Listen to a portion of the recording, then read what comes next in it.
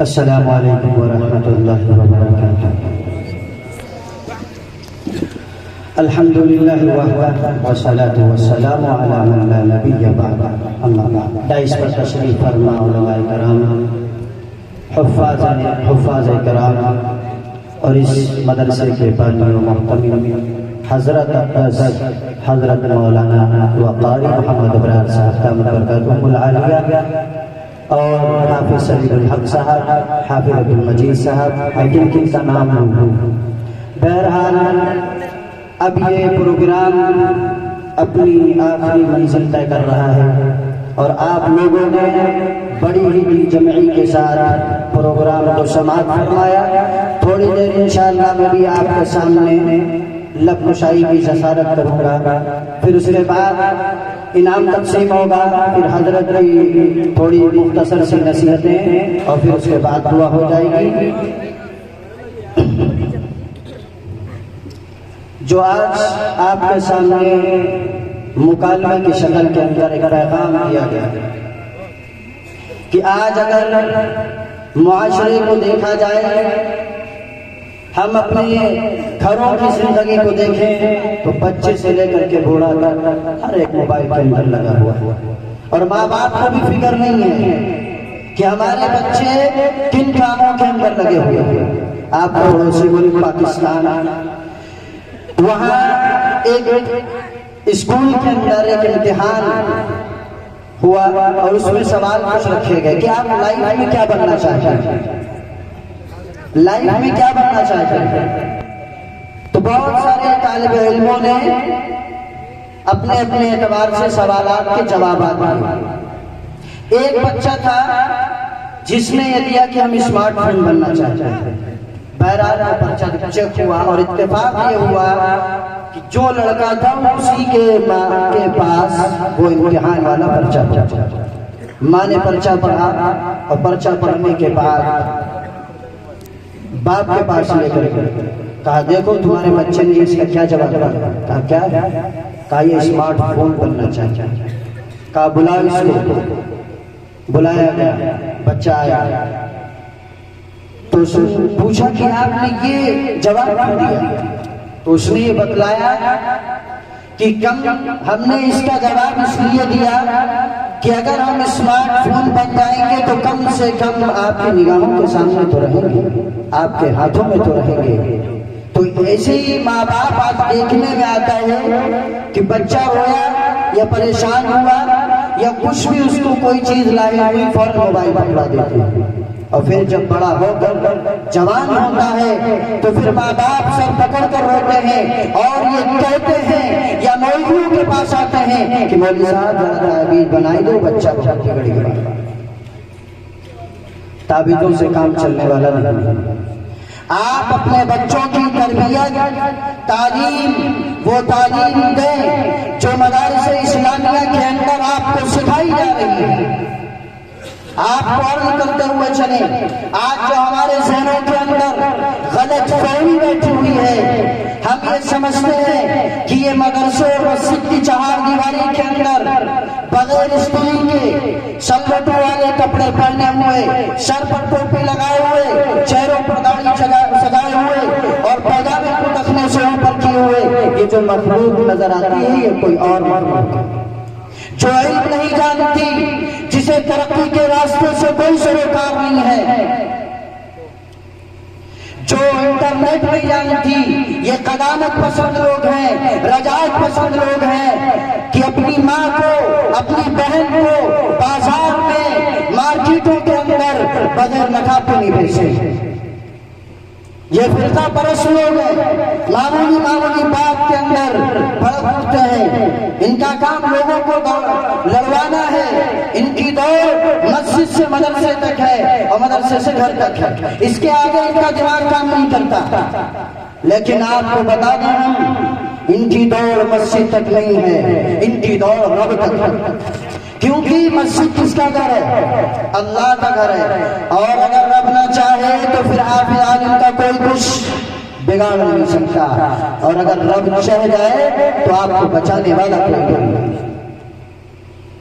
بہرحال مدارس اسلامیہ یہ اس دین اسلام کے ستون ہیں، یہ ہمارے ایمان کی بقا ہے، ہمارے ایمان محفوظ رہتے ہیں۔ جب بھی دین اسلام پر یا شریعت پر کسی نے مداخلت کی ہے اور اس کے اندر داخل کرنا چاہا ہے تو انہی مدارس کے اندر پڑھنے والوں نے اپنے سروں پر کفن اٹھا کر نکلے۔ آئیے میں آپ کو تھوڑی سی تاریخ مدرسے کی بتاتے ہیں۔ آئیے اپنے ذہن کو تھوڑی سی گردش کو اور آج سے 1450 سال مکہ کی گلیوں کی طرف آپ سفر کریں اور اپنے تصورات کی بات کو دوڑائیں۔ جب وہاں جناب محمد رسول اللہ صلی اللہ علیہ وسلم نے لا الہ الا اللہ کہا تھا تو اسی وقت دار بنی ارقم میں سب سے پہلا مدرسہ قائم ہوا تھا۔ اس مدرسے کے اندر پڑھنے والے صدیق ابو بکر تھے، اس مدرسے کے اندر پڑھنے والے عمر فاروق تھے، اس مدرسے کے اندر پڑھنے والے عثمان تھے، اس مدرسے کے اندر پڑھنے والے علی تھے، اس مدرسے کے اندر پڑھنے والے ابو ہریرہ تھے، اس مدرسے کے اندر حضرت امیر معاویہ نے بھی سبق لیا تھا، اس مدرسے کے اندر خباب نے بھی سبق لیا تھا۔ مدرسہ لوگوں نے پھر کہا کہ مدرسے کو بند کر دو، مدرسہ بند کیا جائے گا۔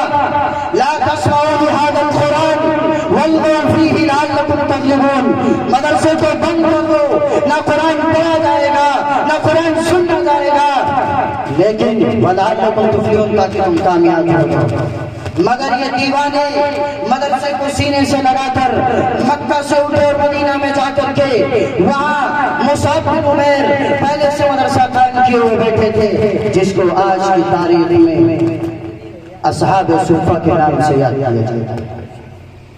وہاں پڑھانے والے محمد عربی صلی اللہ علیہ وسلم تھے، جبریل نئے سبق لایا کرتے تھے، استاد سے پڑھنے کا طریقہ بھی سکھاتے تھے اور پڑھنے کا طریقہ بھی طالب علم کو بتاتے تھے۔ وہاں سب نے سبق لیا اور جب وہاں لوگوں کو مدینہ والوں نے یہ کہا کہ مکہ والوں کی جان چھوٹی اور مدینہ والوں کرے گا کیا، مدرسے نے بتلایا ہم سب کچھ کرنا جانتے ہیں، تو لوگوں نے کہا یہ مور مسور کی داد، پہلے اپنے کھانے کا تو بندوبست کرو، تمہارے پاس پہننے کے لیے کپڑے نہیں ہیں اور باتیں کر رہے ہو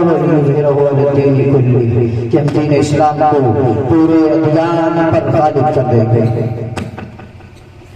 مگر تاریخ نے کیا دیکھا کہ وہی مدرسے کے اندر پڑھنے والے طالب علم جو مدرسے کے اندر پڑھ رہے تھے تھوڑے دیر کے لیے اپنی کتابوں کو بند کیا اور ہاتھوں کے اندر تلوار اٹھا کر بدر کے میدان کی طرف جا رہے تھے اور اس پرچم کا ثبوت دے رہے تھے جس پرچم پر سفید رنگ علم کی نشانی اور کالا رنگ جہاد کی نشانی۔ بہرحال اپنے مدرسوں کو ہمیں یاد رکھنا ہے، مدرسہ تمہارا نہ کوئی ختم کر پایا تھا اور نہ ختم کر پائے گا، اس لیے کہ رب العالمین نے فرمایا اِنَّا نَحْنُ نَزَّلْنَا الذِّكْرَ وَإِنَّا لَهُ لَحَافِظُونَ، کہ قرآن کو ہم نے اتارا ہے اور اس کی حفاظت بھی ہم کریں گے۔ اس کی حفاظت کیسے ہوگی؟ اللہ تبارک و تعالی ہمارے اور آپ کے سینوں کو منتخب کرے گا اور اس کے اندر قرآن کو پیوست کر دے گا، تو قرآن کی بھی حفاظت ہوگی اور قرآن جہاں پڑھایا جاتا ہے اس کی بھی حفاظت ہوگی اور قرآن جو پڑھا رہے ہیں ان کی بھی حفاظت ہوگی۔ جب تاتاریوں نے مسلمانوں پر فتح حاصل کی تو انہوں نے دجلے فرات پر اتنا کتابوں کا گدر بھرا پل بنایا کہ ایک ماہ تک ان سیاہیوں سے نکلنے والا پانی کالا بہتا تھا۔ مگر کیا قرآن مٹ گیا؟ اگر اسلام مٹنا ہوتا، اگر مسلم قوم کو ختم ہونا ہوتا تو یہ ہلاک اور چنگیز کے دور میں ختم ہو جاتا، لیکن نہیں۔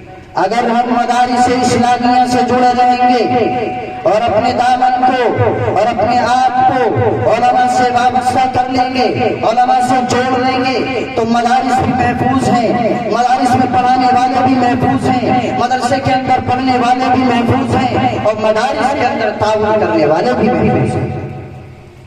اور اگر آپ دیکھیے ہندوستان ایک وقت وہ ہندوستان پر بھی گزرا ہے کہ ہندوستان نے غلامیت کی زندگی بسر کی ہے، یہاں ہمارا خون پسینوں سے بھی زیادہ کمتر سمجھا جاتا تھا۔ انگریزوں کی حکومت تھی اور وہ اپنی عیارانہ اور شاکرانہ چالوں سے یہاں کے بادشاہ بنے، لیکن ذرا ہماری سب سے بڑی کمی یہ ہے کہ ہم تاریخ کے اوراق کو پلٹ کر نہیں دیکھتے۔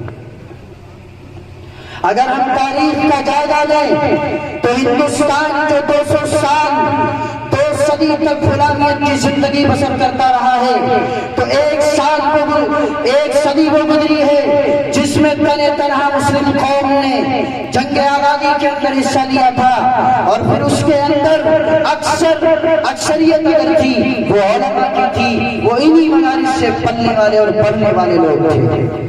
اگر ملک ہندوستان کو آزادی ملی ہے تو وہ انہی علماء کرام سے ملی۔ میرے بھائیوں، ہم اپنے سارے گلے شکوے بھلا کر اٹھیں اور اپنے ایک پلیٹ فارم پر جمع ہوں، اتحادی کا ثبوت ہم دیں۔ جو باطل طاقتیں ہمیں مٹانا چاہتی ہیں، ہم ان کے خواب کو کبھی شرمندہ تعبیر نہیں ہونے دیں گے۔ کسی شاعر نے کیا خوب کہا ہے، کسی مشکل کشا کو، کسی فرعون کو مشکل کشا کہہ دوں یہ مشکل ہے، کسی فرعون کو مشکل کشا کہہ دوں یہ مشکل ہے، کسی دجال کو میں انبیاء کہہ دوں یہ مشکل ہے۔ مجھے زنجیر پہنا دو، مجھے سولی پہ لٹکا دو، مگر میں رہزنوں کو رہنما کہہ دوں یہ مشکل ہے۔